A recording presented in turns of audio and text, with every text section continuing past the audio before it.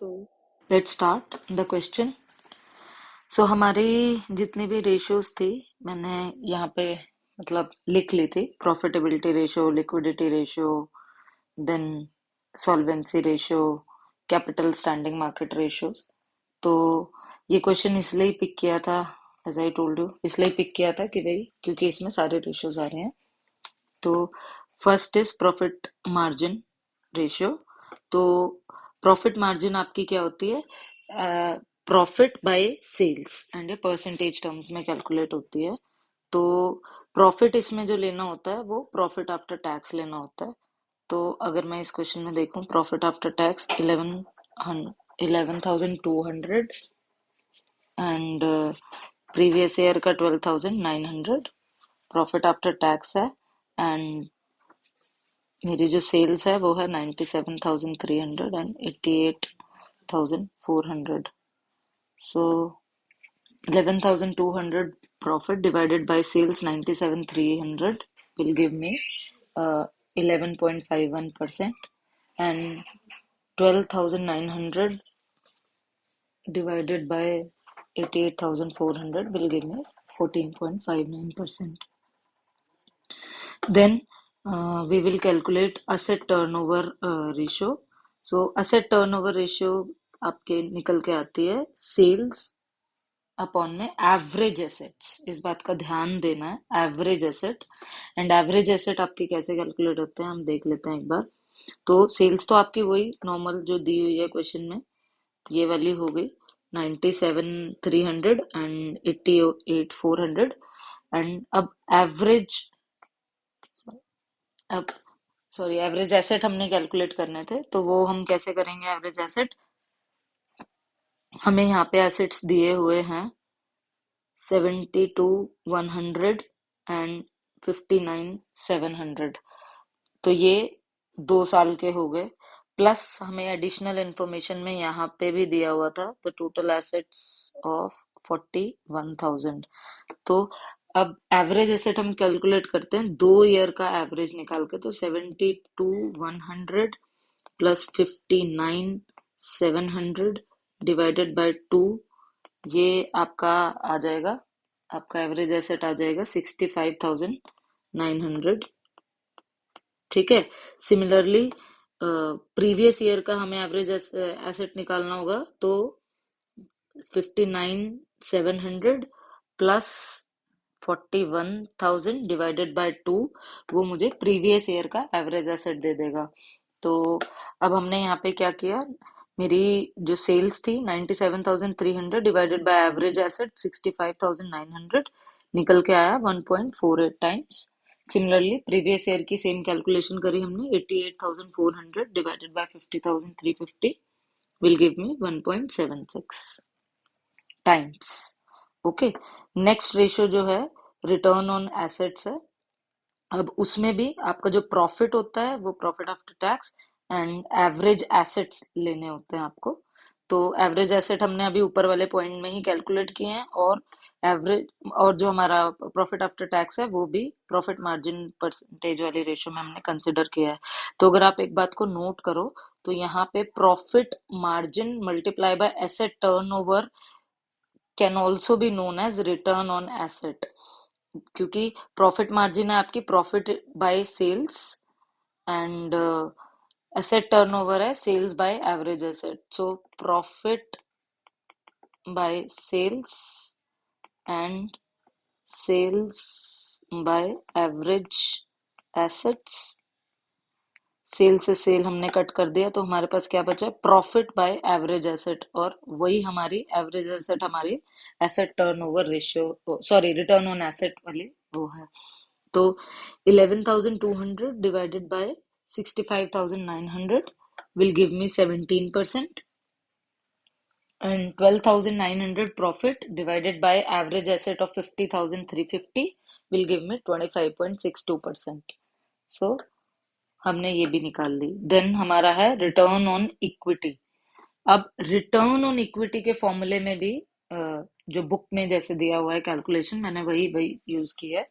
तो प्रॉफिट हमारा 11,200, लेकिन इक्विटी जो है वो एवरेज इक्विटी है, उसको भी देख लेते हैं कि कैसे कैलकुलेट की हुई है। तो एक तो ये दी हुई है आपको equity share capital 25,000, and then other equity दिया हुआ है आपको 11,800। तो इन दोनों का टोटल हो जाएगा मेरा 800, 36,800। सिमिलरली इन दोनों का मेरा टोटल हो जाएगा 600 33,600। तो अदर इक्विटी बेसिकली आपकी जनरली क्या होती है, जो रिटेन्ड अर्निंग वगैरह हो गई या ऐसे कुछ हो गया, तो वो उसको आप अदर इक्विटी लिख देते हो, और इक्विटी शेयर कैपिटल। तो इसमें जो एवरेज इक्विटी हमें लेनी होती है वो हमारी यही जो दोनों अपनी इक्विटी है उनका एवरेज लेना है। तो 36,800 प्लस 33,600 डिवाइडेड बाय 2। मैं एक बार फिर से कर रहा हूँ, 36,800 plus 33,600 divided by 2 will give मी 35,200, और वही मैंने यहाँ पे कंसिडर की हुई है 35,200। तो आपका प्रॉफिट था 11,200, एवरेज इक्विटी थी 35,200। आंसर आ गया आपका रिटर्न ऑन इक्विटी का 31.82%। ठीक है। सिमिलरली आपको प्रीवियस ईयर की कैलकुलेट करनी है। तो अगर आप प्रीवियस ईयर की कैलकुलेशन देखोगे तो यहाँ पे आपकी एक इक्विटी तो दी हुई है क्लियरली, यहाँ पे 36 33,600 ये। एंड क्वेश्चन में यहाँ पे एडिशनल इंफॉर्मेशन में क्या दी हुई है, 2020 की। सो 2021 की तो आपकी हो गई ये वाली, और 2020 की आपकी हो गई ये वाली। तो इन दोनों का एवरेज ले लेंगे हम। तो 33,600 प्लस 22,700 डिवाइडेड बाय 2, ये मेरे को आंसर देगा 28,150। तो ये हमने एवरेज इक्विटी यहाँ पे निकाल ली 28,150, और प्रॉफिट हमारा दिया हुआ था 12,900। तो profit by average equity will give me 45.82%। This is my return on equity. ठीक है। अर्निंग पर शेयर जो है वो क्वेश्चन में डायरेक्टली दी हुई है, यहाँ पे ये रही earning per share. Current year की 4.48 एंड प्रीवियस ईयर की 5.16। तो इसलिए वो कैलकुलेट दोबारा करने की जरूरत है नहीं। मूविंग ऑन टू अपनी लिक्विडिटी रेशियोज। लिक्विडिटी रेशियो में सबसे पहली रेशियो हमारी होती है करंट रेशियो, जो कि सिंपली बस आपका करंट एसेट्स अपॉन में करंट लाइबिलिटी। अब चेक कर लेते हैं यहाँ पे करंट एसेट्स मेरे कितने आ रहे हैं। तो ये मेरा करंट एसेट है, लेकिन इसका सब टोटल नहीं दिया हुआ। सब टोटल आप मतलब आपको टोटल एसेट्स का टोटल दिया हुआ है। तो हमें क्या करना पड़ेगा, ये सारे ऐड करने पड़ेंगे फॉर करंट ईयर, एंड ये सारे ऐड करने पड़ेंगे for previous year current assets. तो मैंने कर रखे हैं। तो ये आपका 37,100 करंट एसेट आ गया दिस ईयर, एंड 28,900 आ गया आपका for previous year, divided by आपका करंट लाइबिलिटीज। अब करंट लाइबिलिटीज में हमारा यहाँ पे एक ही दी हुई है करंट लाइबिलिटी, क्योंकि ये तो नीचे टोटल दिया हुआ है current and non current liabilities का, एंड प्लस इक्विटी का।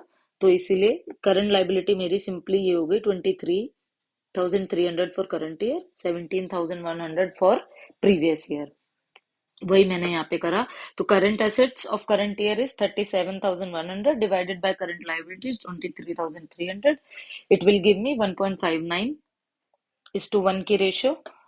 ठीक है। एंड ये आपका प्रीवियस ईयर में हो जाएगा 28,900 डिवाइडेड बाय 17,100। ये हमने यहीं से उठाया 17,100। तो ये मेरी रेशियो हो जाएगी 1.69:1 की रेशियो। ठीक है। फिर हम निकालेंगे क्विक रेशियो। क्विक रेशियो हमारी सिंपली करंट एसेट्स में से इन्वेंट्रीज अगर आप लेस कर दो and divide by current liabilities कर दो, तो आपकी क्विक रेशियो निकल जाती है। ये करंट एसेट्स माइनस इन्वेंट्रीज आपके क्विक एसेट्स भी बोलते हैं इसको। और क्विक रेशियो का दूसरा नाम, एक और नाम जो होता है वो है एसिड टेस्ट रेशियो। तो ये सारे नाम एक जैसे से ही हैं, कंफ्यूज नहीं होना हमें पेपर में। ठीक है। तो ये हो जाएगा मेरा 26,500 डिवाइडेड बाय 23 26,300 मेरी करंट लाइबिलिटी तो यहाँ से ही मैच हो गई। और 26,500 कैसे निकाला हमने? करंट एसेट का टोटल किया था 37,100। अब अगर आप 37,100 में से आपकी इन्वेंट्रीज जो है 10,600 की है करंट ईयर में, तो माइनस 10,600 कर दोगे तो ये आ गया 26,500। तो वही यहाँ पे कंसिडर किया हुआ है। तो current so quick asset divided by current liabilities will give मी 1.14:1 की रेशियो। ठीक है। सिमिलरली आपका यहाँ मतलब करंट एसेट का टोटल हमने किया था 28,900 फॉर प्रीवियस ईयर। ठीक है, उसमें से 4,900 की हम ये इन्वेंट्री अगर लेस कर दें तो मेरे पास आ जाएगा 24,000 and divided by current liability मेरी वही है 17,100, तो इट विल गिव मी 1.4:1 की रेशियो। ठीक है। देन नेक्स्ट हमारी लिक्विडिटी रेशियो में आती है receivable turnover ratio. Sales upon में एवरेज ट्रेड रिसीवेबल। अब यहाँ पे भी वही एवरेज ट्रेड रिसीवेबल है, जहाँ एवरेज वर्ड लिखा है क्वेश्चन में, मतलब इसमें रेशो में मैंने लिखा है यहाँ पे, वो स्पेशली यही हाईलाइट करने के लिए लिखा है कि it is an average of 2 years. ठीक है। तो तो सेम आपका सेल्स हमने स्टार्टिंग में भी करी थी, 93,700 थी हमारी सेल्स, वही हमने यहाँ पे कंसिडर कर ली 97,300 divided by average trade receivable है। तो एवरेज ट्रेड रिसीवेबल के लिए हम जाते हैं, रिसीवेबल कहाँ है हमारे, ये रहे। तो 20,900 करंट ईयर एंड 15,600। तो अब हम क्या करेंगे, हम इन दोनों को 20,900 प्लस 15,600 डिवाइडेड बाय 2 ऐसे आप करोगे तो आपकी एवरेज निकल के आ जाएगी। ठीक है। तो मेरा आंसर आया 18,250 और वही मैंने यहाँ पे कंसिडर भी किया हुआ है 18,250। तो ये हमारी टाइम्स में निकल के आ गई। तो 5.33 टाइम्स मेरी रिसीवेबल टर्नओवर रेशियो है। ठीक है। सिमिलरली अगर मैं प्रीवियस ईयर के लिए इसको कैलकुलेट करूं तो मेरा सेल्स थी 88,400 एंड मेरी जो एवरेज ट्रेड रिसीवेबल है वो हम क्वेश्चन में देख लेते हैं। तो ये एक तो इस लास्ट ईयर का कंसिडर करेंगे। ठीक है, 15,600। और हम क्या कंसिडर करेंगे, हमें यहाँ पे रिसीवेबल दिए हुए हैं, रिसीवेबल ऑफ 12,000 इन क्वेश्चन दिया हुआ है उससे प्रीवियस ईयर का। ठीक है, तो 12,000 प्लस 15,600 इन दोनों की एवरेज निकालेंगे तो आपके पास आ जाएगा 13,800। तो वही यहाँ पे कंसिडर किया हुआ है 13,800। तो मेरा आंसर आ रहा है 6.41 टाइम्स। ठीक है, ये मेरी रिसीवेबल टर्नओवर हो गई। डीएसओ हम क्वेश्चन में जो इन्फॉर्मेशन दी हुई है उसके बेसिस पे हम निकाल नहीं सकते, क्योंकि मेरे पास एवरेज वो नहीं है यहाँ पे। डेली सेल्स मतलब मुझे नहीं गिवन है, तो मैं डेली सेल्स के एब्सेंस में मैं ये नहीं निकाल सकती, तो इसलिए ये वाला मैंने छोड़ दिया यहाँ पे। ठीक है। उसके बाद आती है मेरी इन्वेंट्री टर्नओवर रेशो। अब इसमें एक बात ध्यान देने वाली ये है कि इन्वेंट्री टर्नओवर रेशो आपकी हमेशा cost of goods sold divided by average inventory होता है। लेकिन बाय चांस क्वेश्चन में अगर कॉस्ट ऑफ गुड सोल्ड नहीं दिया हुआ है, ओनली देन आपको फॉर्मूला यूज करना होता है सेल्स अपॉन में एवरेज इन्वेंट्री। इस क्वेश्चन में हमें clearly cost of good sold दिया था। किसी किसी क्वेश्चन में ऐसे भी हो सकता है कि आपको सेल्स बता दें एंड ग्रॉस प्रॉफिट बता दें। तो अगर आप सेल्स माइनस ग्रॉस प्रॉफिट करोगे तो वो भी आपका कॉस्ट ऑफ गुड सोल्ड ही होता है। तो इसलिए ये मत सोचना कि क्वेश्चन में गिवन नहीं है, उस टाइम फिर आपको इन्वेंट्री टर्नओवर जो है वो cost of good sold divided by average inventory ऐसे ही निकालनी है, ना कि सेल से निकाल देनी है। ठीक है, सेल से तभी निकालनी है जब हमारे को क्वेश्चन में कॉस्ट ऑफ गुड सोल्ड किसी भी तरीके से निकालने की इंफॉर्मेशन नहीं दी हुई है। ठीक है। तो अब ऑल्दो मैंने सेल से भी निकाल ली, पर मैं यहाँ पे इसको समझा नहीं रही क्योंकि बहुत सिंपल है। कॉस्ट ऑफ गुड सोल्ड देख लेते हैं। तो क्वेश्चन में हमें यहाँ पे क्लियरली दिया हुआ है कॉस्ट ऑफ गुड सोल्ड। मैंने बोला था ना कि आपका ग्रॉस प्रॉफिट दिया हुआ हो अगर, तो उससे भी आप net sales minus gross profit करोगे तो आपको यही नंबर आएगा। तो इसलिए उससे भी निकाल सकते हैं, इसलिए बोला था तो कॉस्ट ऑफ गुड सोल्ड मेरी दी हुई है 68,500, वो मैंने यहाँ पे कंसिडर कर ली 68,500। ठीक है। अब आपकी एवरेज इन्वेंट्री देखनी है हमने, तो इन्वेंट्री मेरी कितनी दी हुई है करंट ईयर की 10,600, प्रीवियस ईयर की 4,900, ये यहाँ पे हमने देखा। तो 10,600 प्लस 4,900 डिवाइडेड बाय 2, मेरा कितना आंसर आ जाएगा 7750, वही यहाँ पे मैंने कंसिडर किया हुआ है 7750। तो cost of good sold upon my average inventory will give me 8.84 times है मेरी इन्वेंट्री टर्नओवर रेशो। ठीक है। सिमिलरली प्रीवियस ईयर की कैलकुलेट करेंगे, तो 57,600 जो है वो मेरी कॉस्ट ऑफ गुड सोल्ड है, क्वेश्चन में गिवन है, कोई एक्स्ट्रा दिमाग नहीं। ठीक है। और साथ में हमारी एवरेज इन्वेंट्री जो है वो हम सेम उसी तरीके से निकालेंगे। तो मेरी 4,900 की इन्वेंट्री थी प्रीवियस ईयर की, और उससे प्रीवियस ईयर की इन्वेंट्री यहाँ पे दी हुई है 3,700। तो 4,900 plus 3,700 will give me an average inventory of 4,300, और वही मैंने यहाँ पे कंसिडर की हुई है। सो COGS 57,600 divided by 4,300 will give me 13.4 times of inventory turnover ratio। ठीक है। अब हम मूव करते हैं सॉल्वेंसी रेशियोज की तरफ। ठीक है। तो सॉल्वेंसी रेशियो में हमारी फर्स्ट क्या होती है, डेट टू इक्विटी रेशियो। तो डेट इसमें आपने लिया जो हमारा क्वेश्चन में डेट दिया होगा, तो यहाँ पे सिर्फ एक ही टाइप का डेट दिया हुआ है, लॉन्ग टर्म बोरिंग्स। वैसे अगर अगर मैं दूसरे क्वेश्चंस में हम प्रैक्टिस करें तो हो सकता है हमें एडिशनल एग्जांपल मिल जाए डेट्स के, जैसे बैंक लोन वगैरह, डिबेंचर्स है वो, तो वो सारे डेट में ही आते हैं मेरे। तो आप उन सबको कंसिडर करोगे लॉन्ग टर्म बोरोइंग्स, या शॉर्ट टर्म बोरोइंग्स भी करके अगर दी हुई है, तो long term plus short term दोनों बोरोइंग्स को ऐड कर लोगे, वो आपका टोटल डेट हो जाता है। ठीक है। तो अ, ये यहाँ पे सिर्फ एक ही दिया हुआ है मुझे, तो मैंने 12,000 लॉन्ग मेरा डेट हो गया। ठीक है। और डेट टू इक्विटी रेशियो है। इक्विटी हमारी क्या है, इक्विटी हमने देखा था कि मेरी शेयर कैपिटल और अदर इक्विटी दोनों का सम 36,800, तो ये मेरी equity, all equity. So 35,000, sorry 12,000 by 36,800 will give me 0.33। ठीक है। तो ये हो गई मेरी debt to equity ratio. And then आपकी प्रीवियस ईयर की सिमिलरली हम कैलकुलेट कर लेंगे। डेट आपका प्रीवियस ईयर का दिया हुआ है 9,000 यहाँ पे। ठीक है। और इक्विटी तो हमने टोटल कैलकुलेट की हुई है 33,600, तो ये हो गया 9,000 divided by 33,600, it will give me 0.27।